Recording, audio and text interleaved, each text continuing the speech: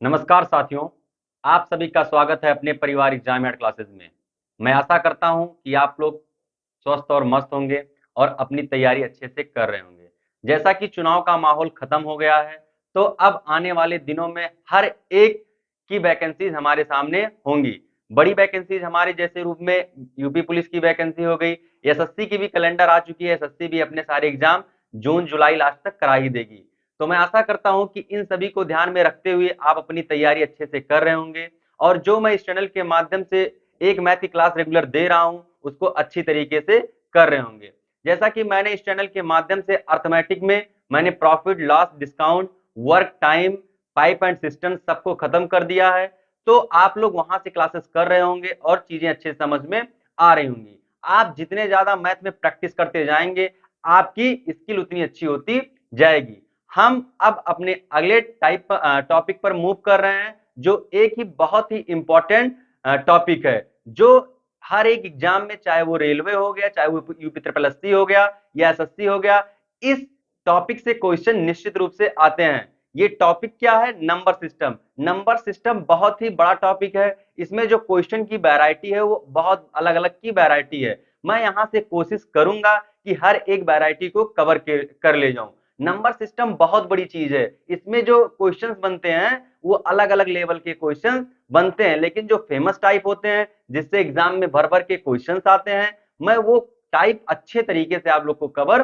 कराऊंगा। जैसा कि मैंने पिछली क्लासेस में जो नंबर सिस्टम का बेसिक क्लास था, जिसमें मैंने नंबर को बताया था, मैंने डिविजिबिलिटी बताई थी, हर एक चीज बताया था, उसी सिलसिले में मैं आज जो अपना अगला क्लास लेकर आया हूं, टाइप 2 है, जो यूनिट डिजिट के रूप में बताता है। जैसे बड़ी बड़ी संख्याओं का गुणा किया जाए तो उनका इकाई अंक क्या होगा, ऐसे क्वेश्चंस एग्जाम में आते हैं। आपको बहुत बड़े बड़े गुणे दिए रहेंगे और पूछेगा कि इसका इकाई अंक कितना आएगा। ओनली यूनिट डिजिट, और किसी पर बात नहीं करेगा, ओनली पूछेगा कि इसका यूनिट डिजिट कितना आएगा। तो आपको दिमाग में एक ही चीज रखना है कि जितनी बड़ी संख्याएं होंगी उन संख्याओं में खाली हमें जो फोकस करना है वो किस पर करना है? यूनिट डिजिट पर फोकस करना है। एक यूनिट डिजिट निकालने के लिए होता है कि जैसे गुणा गुणा करके यूनिट डिजिट मांगता है, और एक होता है कि घातांक के ऊपर घातांक, बेस के ऊपर घात दे रहे हैं तो उनका यूनिट डिजिट कैसे निकालेंगे।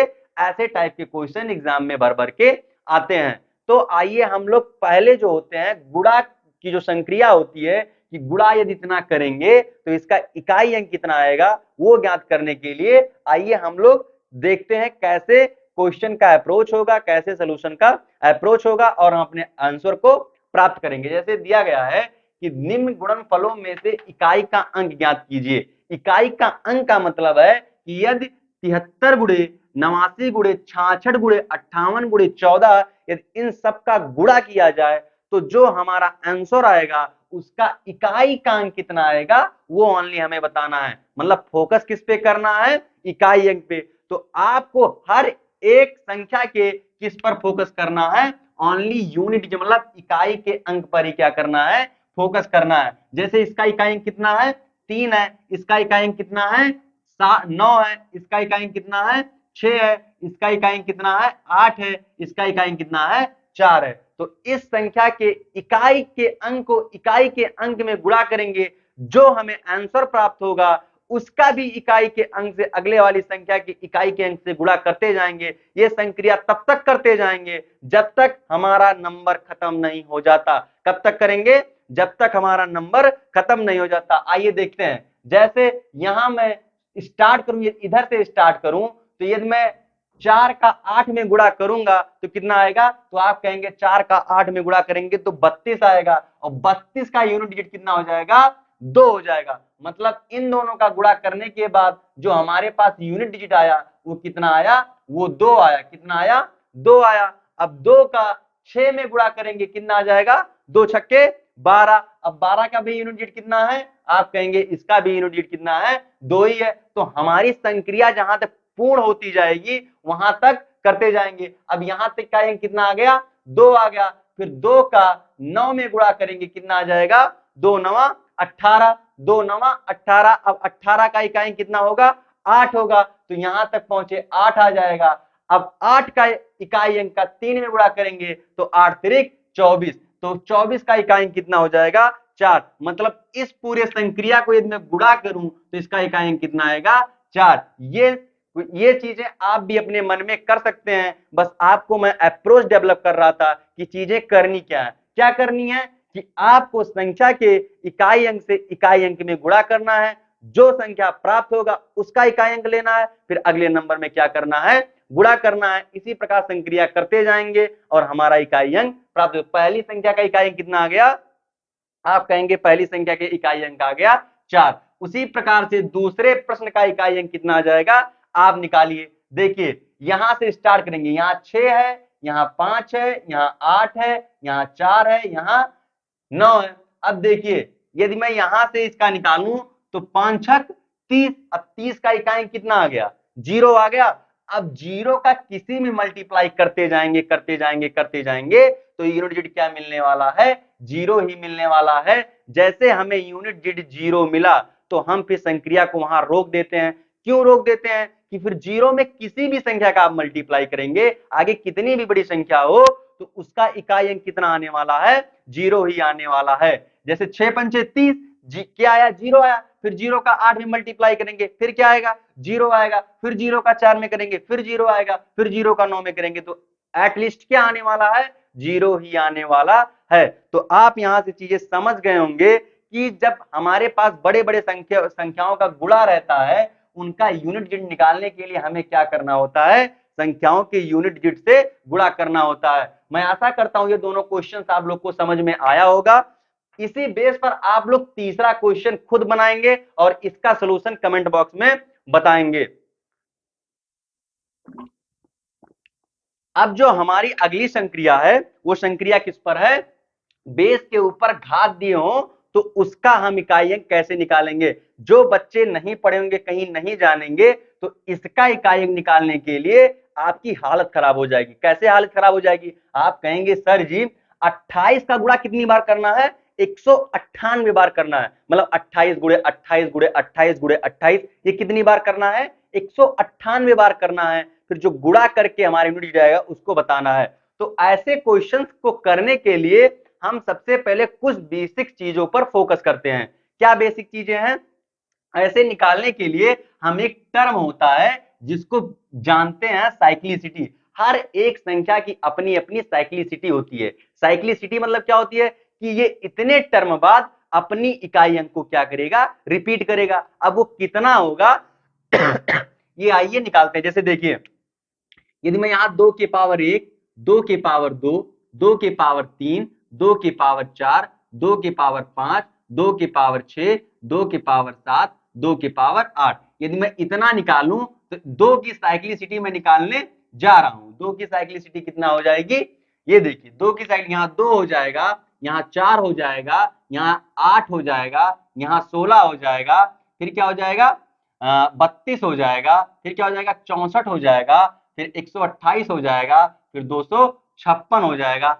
आप यहां से कुछ चीजें पकड़ पा रहे हैं तो आप कहेंगे जी पकड़ पा रहे हैं। क्या पकड़ पा रहे हैं कि संख्याएं 4 के बाद अपनी यूनिट डिजिट को क्या कर रही हैं, रिपीट कर रही हैं। मतलब 2 की साइक्लिसिटी क्या है, 4 है। मतलब 4 के बाद ये अपनी क्या करेगी, यूनिट डिजिट को क्या करेगी, रिपीट करेगी। मतलब जो 4 पर यूनिट डिजिट 6 था, 8 पर वही आएगा, 12 पे वही आएगा। तो ऐसे करते करते क्या जाएंगे, करते जाएंगे। इसी प्रकार से आइए 3 की साइक्लिसिटी निकालते हैं। 3 की साइक्लिसिटी क्या हो जाएगी, 3 के पावर 1, 3 के पावर 2, 3 के पावर 3, 3 के पावर 4, 3 के पावर 5, 3 के पावर 6, 3 के पावर 7, 3 के पावर 8। इसकी साइक्लिसिटी क्या हो जाएगी, ये हो जाएगी 3, 3 एक 3, 3 त्रिका 9, 3 सते 3, 3 गुणे 3 27 हो जाएगा। ये आ जाएगा 81, ये आ जाएगा 243, ये आ जाएगा 279, ये आ जाएगा 2197, फिर आ जाएगा कितना 3 सते 21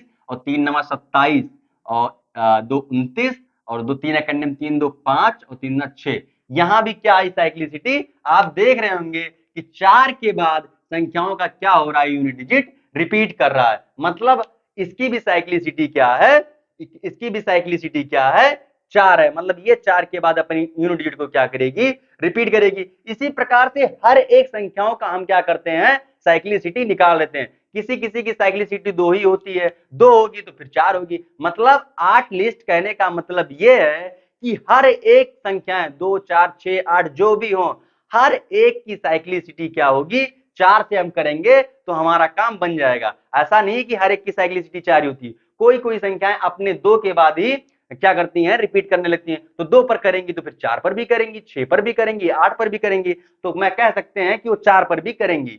तो ये कहने का मतलब ये हुआ कि हमारे पास जो संख्याओं का साइक्लिसिटी है वो कितनी आ गई, वो 4 आ गई। मतलब यदि मैं इतनी बड़ी संख्याएं हैं, इनको सॉल्व करने के लिए हम क्या करेंगे, इसका जो है घातांक का, इसको क्या करेंगे हम, इसकी क्या निकाल लेंगे, साइक्लिसिटी निकाल लेंगे। अब कहेंगे 4 का भाग करना है तो इतनी बड़ी बड़ी संख्याओं में भाग करें।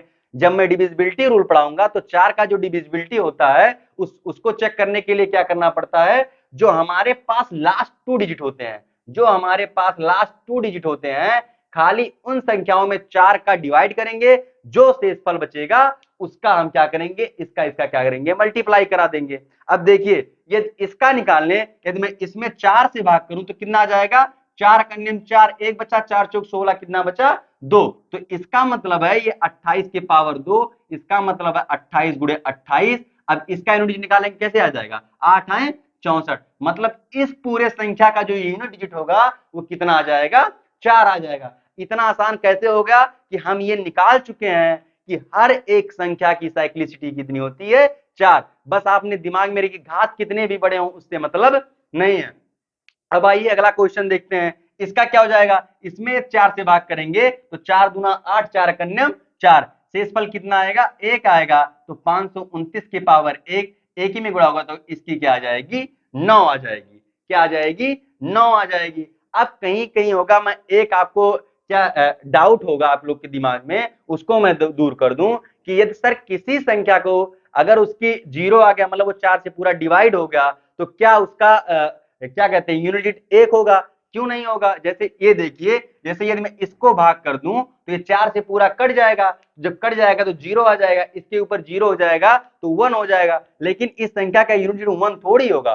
तो जब संख्याएं पूरी तरह से विभाजित हो जाएं तो घात के ऊपर कितना लगा देंगे, 4 लगा देंगे। 4 क्यों लगा देंगे, क्योंकि संख्याओं की साइक्लिसिटी क्या होती है, 4 होती है। अब देखिए इसका 4 से भाग किए तो पूरा क्या हो गया, कट गया, लेकिन ये लिखा कितना है, 4, 8, 7, 5 और 7, 5, 2, 3, 4। अब 0 आ गया तो इसको ऊपर क्या कर देंगे, 4 लगा देंगे, क्योंकि साइक्लिसिटी क्या होती है, 4। अब इसका 4 बार गुणा करेंगे तो क्यों ना हम यूनिट डिजिट क्यों पकड़े, 4 यूनिट डिजिट, फिर इसका 4, फिर इसका 4, फिर इसका 4, फिर 4 चौक 16, 6 यूनिट डिजिट आ जाएगा, 16 का 6 हो जाएगा, फिर 6 चौक 24, 24 का 4 हो जाएगा, फिर 4 चौक 16 का क्या हो जाएगा, 6 हो जाएगा। मतलब इस संख्या का जो यूनिट डिजिट आएगा कितना आ जाएगा, 6 आ जाएगा। मतलब बड़ी बड़ी संख्याओं का यूनिट डिजिट हम बहुत ही आसानी तरीकों से निकाल सकते हैं। मैं तीसरा क्वेश्चन आप लोग के लिए छोड़ दिया हूं, ये लोग आप अपने मन से करिएगा, क्योंकि सेम आधार वही रहेगा, जो मैं पहले बताया हूं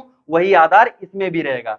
तो मैं आशा करता हूं कि ये जो हमारा यूनिट डिजिट का कॉन्सेप्ट था वो आप लोग को बहुत ही अच्छे तरीके से समझ में आया होगा। यदि आप एग्जाम से पहले एक ही क्लास करके जाएंगे और यूनिट डिजिट से कुछ भी आ जाएगा तो आप लोग क्या करेंगे, क्वेश्चन बना लेंगे। बस आपको इस चैनल पर रेगुलर बने रहना है, क्योंकि इस चैनल पर जो एग्जाम के दृष्टि से महत्वपूर्ण है वही बताई जा रही हैं।